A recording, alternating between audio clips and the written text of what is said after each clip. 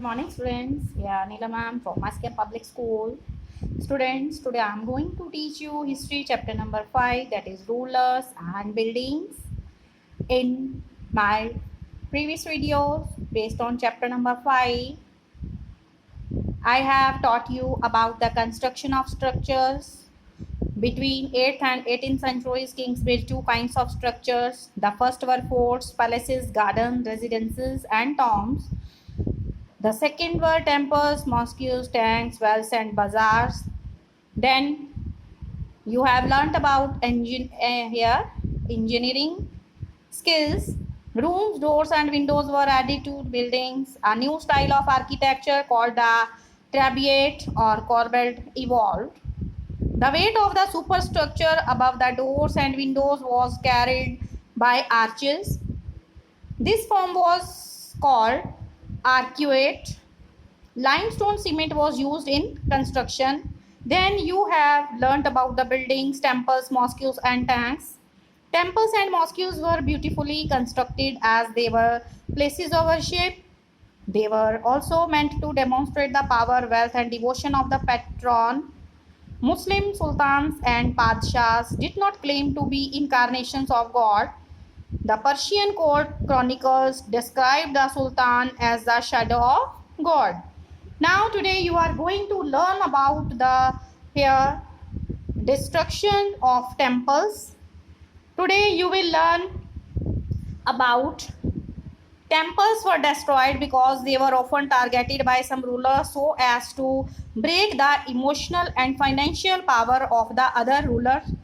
In 11th century, Rajendra first built a Shiva temple which he filled with prized statues seized from defeated rulers.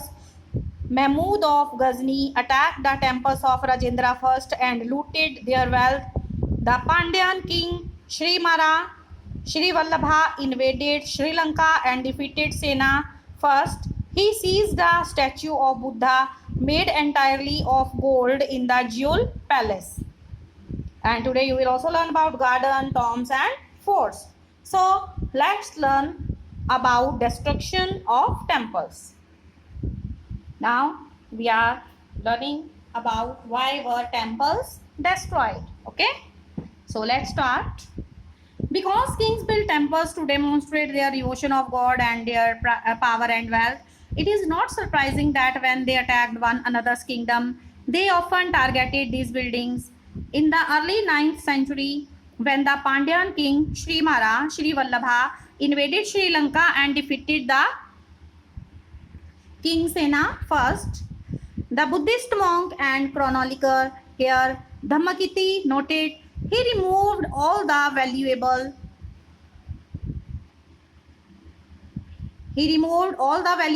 the statue of the Buddha made entirely of gold in the Jewel Palace and the golden images in the various monasteries. All these he seized. The blow to the pride of the Sinhalese ruler had to be avenged, and the next Sinhalese ruler, Sena II, ordered his general to invade Madurai, the capital of the Pandya. The Buddhist chronicler noted that the expedition made a special effort to find and restore the gold statue of the Buddha. Similarly, in the early 11th century, when the Chola king Rajendra first built a Shiva temple in his capital, he filled it with prized statues seized from defeated rulers. Whatever the statues he seized after defeating other rulers. An incomplete list included a sun pedestal from the Chalukyas, a Ganesha statue, and several statues of Durga, a Nandi statue from the eastern Chalukyas, an image of Bhairava, a form of Shiva, and Bhairavi from the Kalingas of Odisha, and a Kali statue from the Palas of Bengal. Then Sultan Mahmud of Ghazni was a contemporary of Rajendra I. During his campaigns in the subcontinent means India, it is part of Asia, so India is called subcontinent. He also attacked the temples of defeated kings and looted their wealth and idols. Sultan Mahmud was not a very important ruler at that time, but by destroying temples, especially the one at Somnath temple, it is in Gujarat, he tried to win credit as a great hero of Islam.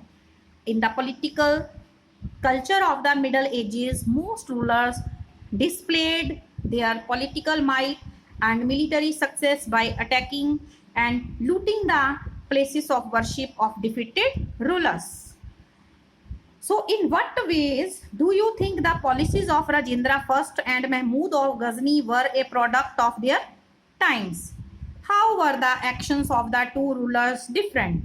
So, in what ways do you think the policies of Rajendra I and Mahmud of Ghazni were a product of their times? So, in this case, we can say कि when the two contemporaries, Rajendra I, this is the answer of this question here, when the two contemporaries, Rajendra I and Mahmud of Ghazni, lived looting the temples of other states and kings was considered as a normal activity. Temples were the centers of honor for any state or king, and by destroying the temple, the king and his statesmen were humiliated. Temples were looted as they had untold wealth, numerous wealth. The only difference in the actions of, so other is, how were the actions of the two rulers different? Yes, how their actions were different of Rajendra I and Mahmud of Ghazni. The only difference in the actions of Rajendra I and Mahmud of Ghazni was that later destroyed Hindu temples here recurringly in order to become a hero of Islam. That is, he had communal intentions behind destroying temples, whereas Rajendra I destroyed temples and re-established there here, that is at the temples that he constructed in his state. Thus, he did not have communal intentions behind his actions. So, difference is कि Rajendra I, he did not have any communal intentions behind his actions. Also, Mahmud of Ghazni used the looted wealth of temples in constructing a capital city for himself. So, this is the answer of this question here. Then, garden, tombs and forts. Garden, tombs and forts. Under the Mughal, architecture became more complex. Babur, Humayun, Akbar, Jahangir and especially Shah Jahan were personally interested in literature, art and architecture. In his autobiography, Babur described his interest in planning and laying out formal gardens placed within rectangular walled enclosures and divided into 4 quarters by artificial channels. These gardens were called Chahar Bagh, 4 gardens, because of their symmetrical division into quarters. Beginning with Akbar, some of the most beautiful Chahar Baghs were constructed by Jahangir and Shah Jahan in Kashmir, Agra and Delhi. You can look at figure number 9.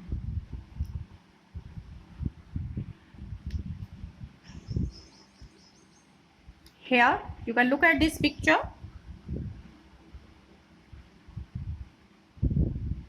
There were several important architectural innovations during Akbar's reign.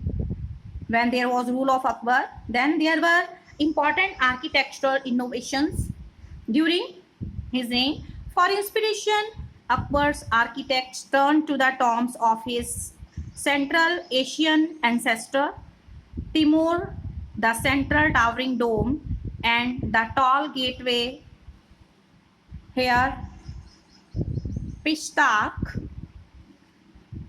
became important aspects of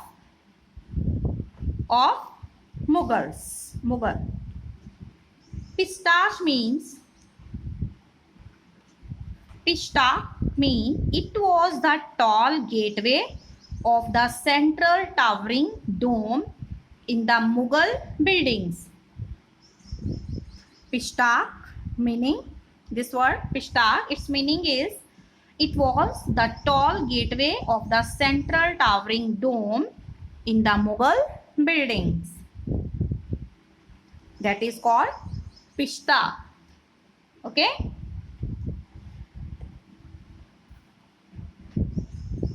Here description: a 1590 painting of Babur supervising workers laying out a Chahar Bagh in Kabul.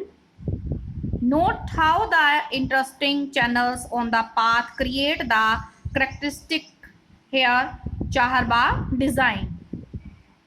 This is into four quarters. Then in figure number here, this figure, it is tomb of Humayun constructed between 1562 and 1571. Can you see the water channels here? Can you see water channels? Yes. See and give answer. Important aspects of here Mughal architecture first visible in Humayun tomb. Here the tomb was placed in the center of a huge formal Chahar Bagh and built in the tradition known as 8 paradises or Hasht Bihisht. Hasht Bihisht. Here a central hall surrounded by 8 rooms. The building was constructed with red sandstone edged with white marble. Here in this figure, the throne, balcony in the Diwan-e-Am in Delhi. This is picture of Diwan-e-Am in Delhi, completed in 1648. So it was during Shah Jahan's reign that the different elements of Mughal architecture were fused together in a grand harmonious synthesis. His reign witnessed a huge amount of construction activity, especially in Agra and Delhi.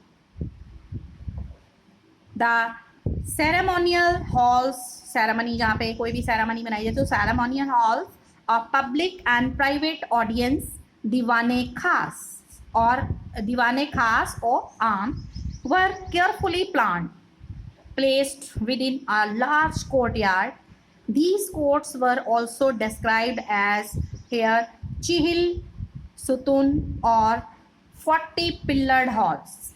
उस hall में कितने pillars होते थे? 40 pillars.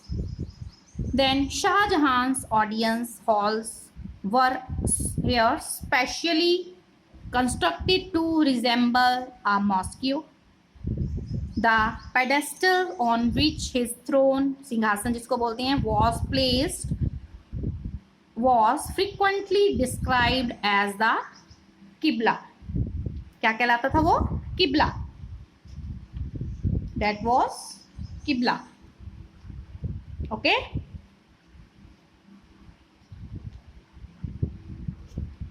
Then the direction faced by Muslims at prayer.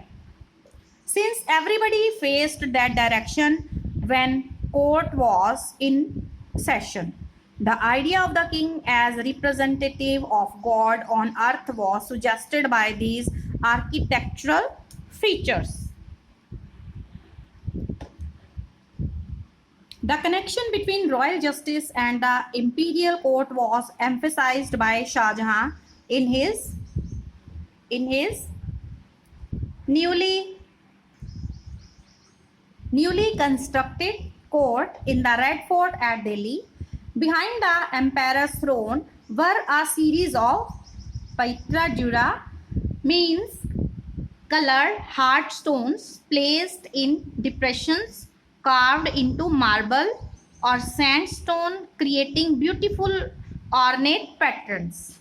यानी कि जो precious hard stones जो कहाँ पे खुदे होते थे, मार्बल पे और या सैंडस्टोन पे, और उनकी वजह से क्या क्रिएट होता था, beautiful ornate pattern in the sandstone and marble. Inlays that depicted the legendary Greek god here Orpheus playing the lute. It was believed that here Orpheus' music could calm ferocious beasts until they coexisted together peaceably. The construction of Shah Jahan's audience hall aimed to communicate that the king's justice would treat the high and the low as equals, creating a world where all could live together in harmony. Okay. In the early years of his reign, Shah Jahan's capital was at Agra, a city where the nobility had constructed their homes on the banks of the river Yamuna. These were set in the midst of formal gardens constructed in the Chahar Bagh format.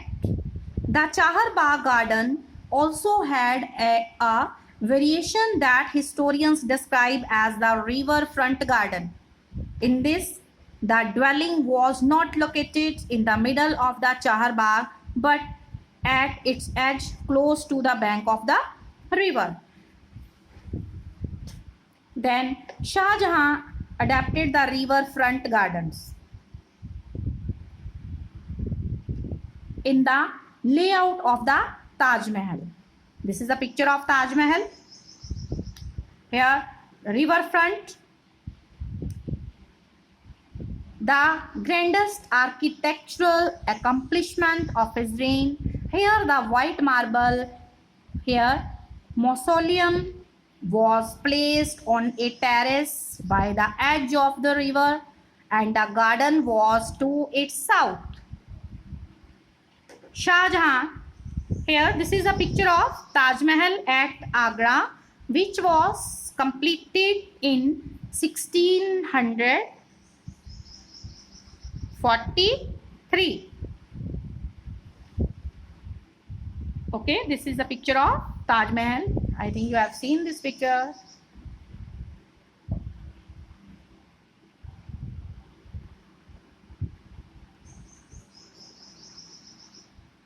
So Shah Jahan developed this architectural form as a means to control the access that nobles had to the river. In the new city of Shahjahanabad that he constructed in Delhi, the imperial palace commanded the riverfront. Only specially favored nobles like his eldest son Dara Shikoh was given access to the river. All others had to construct their homes in the city away from the river Yamuna. So students, you look here. This is the location of Taj Mahal. As you know, Taj Mahal, it is on the bank of river Yamuna. This is the flow of Yamuna river flowing, and Taj Mahal, it is on the bank of river Yamuna. A reconstruction from a map of the riverfront garden city of Agra. Note how the garden palaces of the nobles are placed on both banks of the Yamuna. The Taj Mahal is on the left. Compare the layout of Agra with Shahjahanabad in Delhi in figure number 15. So this is the figure number 15. 1850 map of Shahjahanabad. Where is the emperor's residence? The city appears to be very crowded. This is the scene of Shahjahanabad. The city appears to be very crowded, but did you notice the many large gardens as well? Can you find the main street and the Jami Masjid? Yes, students. Look at the picture very carefully.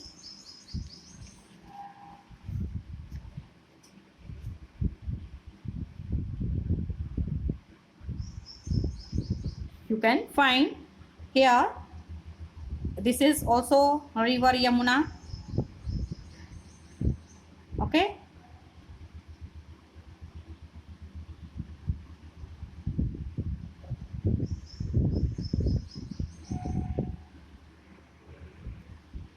We can say that the Yamuna played a significant role. This is river Yamuna. It played a significant role in the layout of the new Mughal city at Shahjahanabad. The imperial palace commanded the riverfront in the new city of Shahjahanabad in Delhi. Only specially favored nobles such as Dara Shikoh, son of Shahjahan, were given access to the river.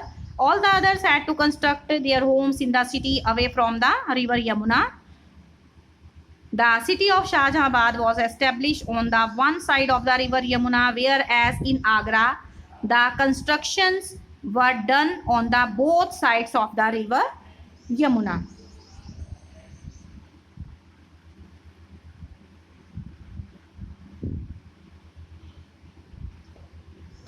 In the next video, we will learn about region and empire.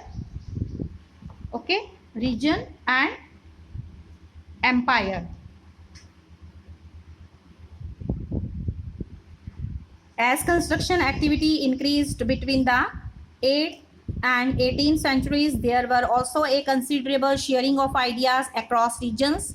The traditions of one region were adopted by another. In here, Vijaya Angara, for example, the elephant stables of the rulers were strongly influenced by the style of architecture found in the here sultanates of Bijapur and Golconda. In Vrindavan near Mathura, temples were constructed in architectural style that were very similar to the Mughal palaces in Fatehpur Sikri. This you will learn about in the next video about region and here empire. Till then, stay alert, stay healthy. Thank you. Take proper care. Mask yourself. Thank you. God bless all of us.